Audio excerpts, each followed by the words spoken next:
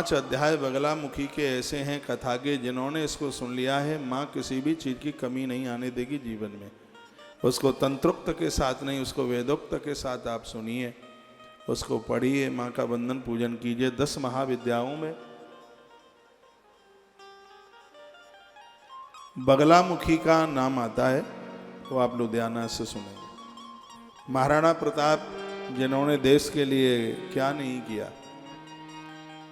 उस महापुरुष की मैं बात कर रहा हूं,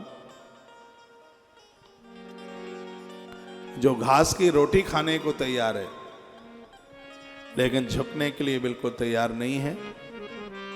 महाराज कर्ण की भूमि से, करनाल से एक दिन का कार्यक्रम हुआ है, भी आप सुनेंगे। महाराजा अग्रसेन अग्रवाल आदिवैश्य लोग, उन्हीं की वंश वृद्धि है। 7 दिन महाभारत के युद्ध में जिन्होंने अपने आप की भूमिका निभाई, और पानीपत से 20 तारीख को एक दिन के लिए इसको आप सुनने के लिए आप जाएंगे। जैसे टाइम मिले, हर रोज एक नई सी बात होती है। देवी भागवत हमने पूर्व में भी सुनाई है, 2 बार माता वैष्णो देवी में सुनाई, तीसरी बार सुना रहे हैं। फिर भी इसे आप जितनी बार सुनेंगे उतनी बार एक नया पन्सा लगेगा, एक अच्छा सा लगेगा, एक बढ़िया सा लगेगा। तो ये महात्म्य सुनाया जा रहा है देवी भागवत का। वसुदेवो महाभाग कथम पुत्र वाप्नुवात प्रसेन कुत्र कृष्ण भ्रमतो वेक्षता कथम। ऋषियों ने कहा, हे महाभाग वसुदेव जी, अपने पुत्र को उन्होंने किस प्रकार से प्राप्त किया। जब बच्चा उनका खो गया था, वन में चला गया था, तो उन्होंने कैसे उसे प्राप्त किया, इस विधि को आप विधि पूर्वक, आप विधान पूर्वक सुनाएं। श्रीमद् देवी भागवत की महिमा सुनकर इस पूरी कथा को सुनने का बहुत मन कर रहा है, इसे आप सुनाएं। तो सूर्य जी क्या कहते हैं, सत्राजित भोज बंसियो द्वारवत्याम सुखम बसन।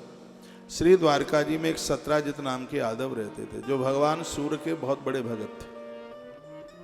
सूर्य भगवान के तो पुजारी बनिए, उन्हें अर्घ दीजिए। सूर्य भगवान को अर्घ देने से बुद्धि मिलती है, क्या नहीं मिलता। हनुमान जी के भी गुरु हैं सूर्य नारायण।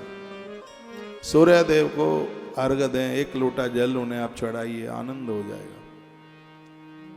उनको सप्तमी और रविवार दोनों बड़े प्रिय हैं। सूर्य भगवान के रथ में 7 घोड़े लगे हुए हैं। सूर्य भगवान की 7 परिक्रमा करने का भी विधान है। 5 देवताओं में सूर्य भगवान अपने घर के मंदिर में पूजे जाते हैं।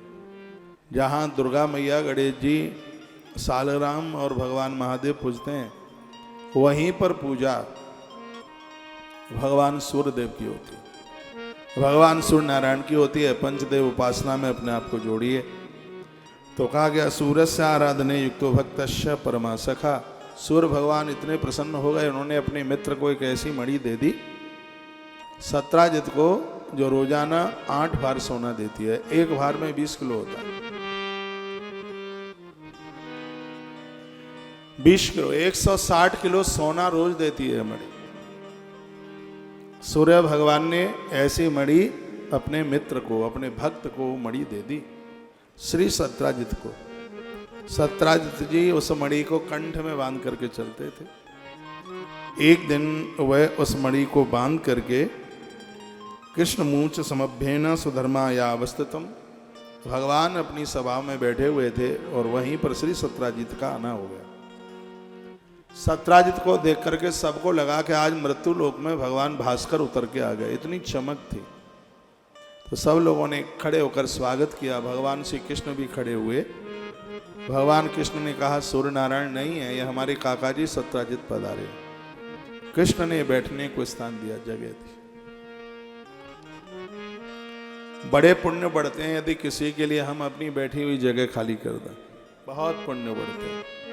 किसी का आदर करें, किसी का सम्मान करें। आप बस में हैं, रेल में हैं, कोई वयोवृद्ध हैं, वह खड़े हैं।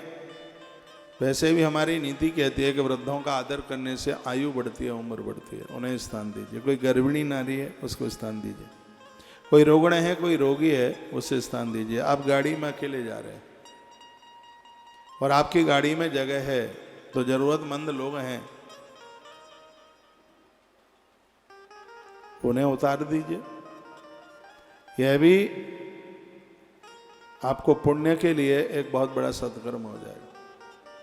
कल मेरे पास जम्मू से एसपी महोदय की गृहिणी थी, शर्मा जी की पत्नी, वो एसपी हैं। तो वो मुझे बोले महाराज जी कोई ऐसे तो नहीं है जो जम्मू जा रहे हो, हमारी गाड़ी में जगह है और हम उनको वहाँ उतार देंगे। नहीं, उनको क्या पड़ी थी, लेकिन सत्संग का ये बहुत बड़ा प्रभाव है।